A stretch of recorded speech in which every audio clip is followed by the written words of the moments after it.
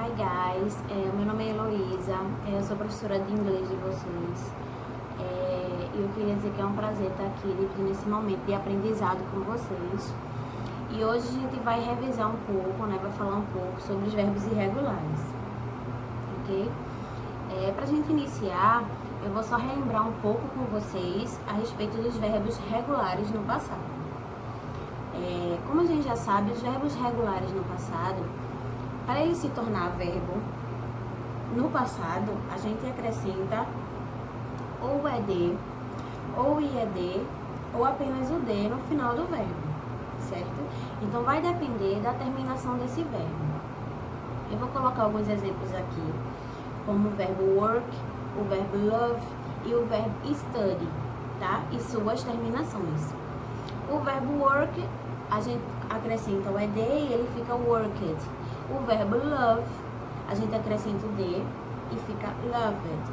E o verbo study, o verbo estudar, a gente tira o Y e acrescenta o IED e ele fica studied, ok?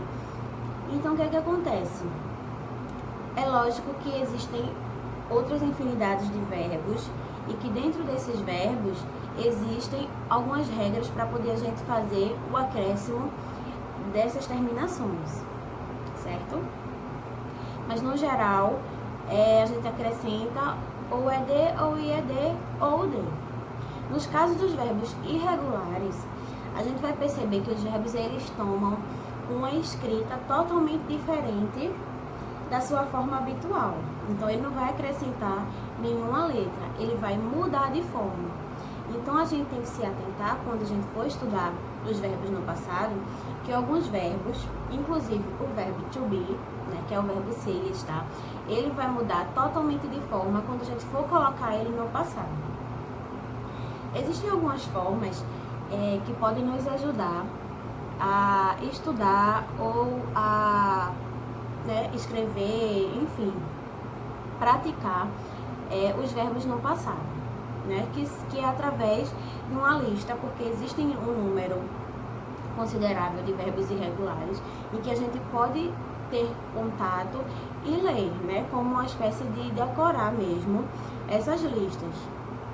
Então, a gente tem essa lista e a gente tem geralmente os verbos no infinitivo, no passado simples e no particípio passado. Então, a gente tem uma infinidade de verbos que a gente pode ler, pode decorar e assim vir a aplicar quando necessário, ok? Então, essa é uma das formas que a gente pode utilizar para poder usar os verbos irregulares no passado. Contudo, a gente tem que lembrar que os verbos irregulares, eles vão aparecer em diversos momentos no texto, no contexto, de uma forma geral. Então, quando a gente pode se ater à lista de verbos, e pode funcionar bem, dependendo da situação, mas o interessante seria que a gente também aprendesse outras técnicas, de observar como o verbo irregular, ele se apresenta no texto.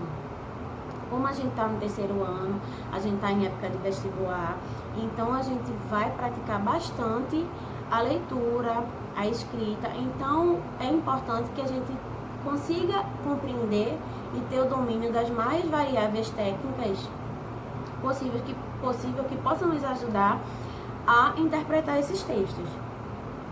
Então, às vezes, só apenas decorar essa lista não vai ser tão viável para a gente entender o contexto como um todo. Como, por exemplo, a gente pode identificar alguns elementos que geralmente ele se apresenta na forma de advérbio de tempo. Eu vou colocar um exemplo aqui de uma frase que a gente vai poder identificar algumas expressões que indicam o tempo em que está acontecendo, que vai facilitar a gente identificar do porquê que aquele verbo ele se encontra no passado. Ok? Bom, como vocês podem ver aí acima, a gente tem a frase I went to Brazil last month. Eu fui ao Brasil mês passado.